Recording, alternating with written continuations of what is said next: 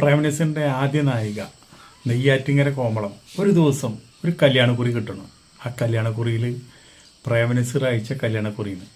ആ കല്യാണക്കുറിയിൽ നസീറിൻ്റെ മകൻ്റെ കല്യാണമാണ് ക്ഷണിച്ചു നോക്കുന്നത്. നെയ്യാറ്റിങ്കര കോമളം ആകെ ഞെട്ടിപ്പോയി. ആൾ അഭിനയമൊക്കെ നിർത്തി ഈ വീട്ടിൽ ഇരിക്കുന്ന ആ സമയത്താണ് ഈ കല്യാണക്കുറി വന്നത്. അപ്പോൾ പ്രേംനസീർ ആലോചിച്ച് ആദ്യ നായികയ്ക്ക് ക്ഷണിച്ചു നോക്കണം. അപ്പോൾ വിചാരിച്ചു ഇത് പോണോ, പോയാൽ നമ്മളെയൊക്കെ തിരിച്ചറിയോ? അങ്ങനെ പേടിച്ചാണ് അവിടെ ചെന്നോ അതോട് കൂടിയിട്ട് അവിടുത്തെ മഹാസമ്മേളനം പോലെയാണ് ആൾക്കാരെ ഒഴുക്ക്.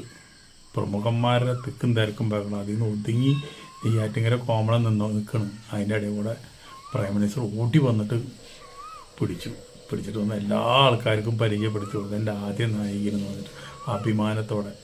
ഇതിൽ പരം എന്ത് വേണം ആ നായികയ്ക്ക്? 1000 പടത്തിൽ അഭിനയിക്കേണ്ട ആവശ്യമില്ല. ആദ്യ നായികയായി പ്രേംനസീറിൻ്റെ ഒരു പടത്തിൽ അഭിനയിച്ചാൽ മതി. അപ്പോൾ മരുമകളിൽ എന്ന് പറഞ്ഞൊരു പടത്തിലാണ് ആദ്യമായിട്ട് അഭിനയിച്ചത്. അപ്പോൾ ഇതുപോലെ തന്നെ ഇവിടെ ലാലേട്ടനുണ്ട്. ലാലേട്ടന് ആദ്യ നായികയുണ്ട്. ആ ആദ്യ നായിക എന്ന് പറഞ്ഞു കഴിഞ്ഞാൽ നമ്മുടെ ലാലേട്ടൻ്റെ ആദ്യത്തെ തിരനോട്ടം എന്ന് പറഞ്ഞുള്ളൊരു സിനിമയിൽ അതിൽ ആദ്യ നായികയുണ്ട്. ലാലേട്ടൻ തിരിഞ്ഞു നോക്കുന്നുണ്ട് അവരിപ്പോഴും പ്രായമായിട്ട് അവിടെയൊക്കെ നടക്കുന്നുണ്ട്. ലാലേട്ടൻ അന്വേഷിച്ചിട്ട് പോലുമില്ല.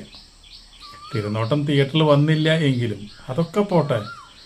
TP മാധവൻ അനാഥശാലയിൽ എത്ര ഇൻ്റർവ്യൂവിൽ പറഞ്ഞു എന്നറിയാം. എനിക്ക് അവസാനം എൻ്റെ ആഗ്രഹം എൻ്റെ മക്കളെ കാണാനല്ല, മോഹൻലാലിനെ കാണാനാണെന്ന് പറഞ്ഞു. എത്രയോ പടത്തിൽ അവർ ഒരുമിച്ച് അഭിനയിച്ചതാണ്.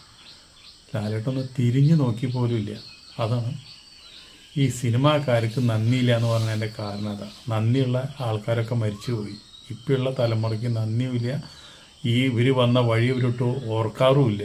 അതുപോലെ തന്നെ ലാലേട്ടൻ്റെ വലിയ പ്രൊഡ്യൂസർമാരുണ്ട്. തൃശ്ശൂരുണ്ടായിരുന്ന ഒരു പ്രൊഡ്യൂസർ, അദ്ദേഹം മരിച്ചുപോയി. അദ്ദേഹം ഒരുപാട് ആഗ്രഹിച്ചു ലാലേട്ടൻ്റെ ഹിറ്റ് പടങ്ങളുടെ പ്രൊഡ്യൂസറാണ്. അദ്ദേഹം ഒരുപാട് ആഗ്രഹിച്ചു ലാലേട്ടനെ ഒന്ന് കാണുന്നുള്ളത്.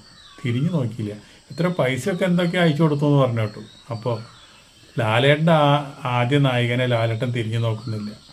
ആദ്യ നായികനെ ഇപ്പോഴും ആ കല്യാണത്തിനും പോലും ക്ഷണിച്ചിട്ട് പ്രേംനസീർ അവിടെയുള്ള വലിയ VIP പരിചയപ്പെടുത്തി കൊടുക്കുന്നത്. അപ്പോൾ അതാണ് പ്രേംനസീറും ഇപ്പോഴത്തെയുള്ള സൂപ്പർ സ്റ്റാറുകളും തമ്മിലുള്ള വ്യത്യാസം. അതൊരു വ്യത്യാസം തന്നെയാണ്. അതൊന്നും ഇനിയിപ്പോൾ പഴയൊരു സിനിമാ കാലം, പഴയൊരു പ്രേംനസീറൊന്നും എത്ര നൂറ്റാണ്ട് കഴിഞ്ഞാലും അത്രയും നല്ല മനസ്സുള്ള ഒരു വ്യക്തി നമ്മുടെ സിനിമാ ലോകത്ത് ഉണ്ടാവില്ല എന്നുള്ള കാര്യത്തിൽ 100% ഉറപ്പാണ്.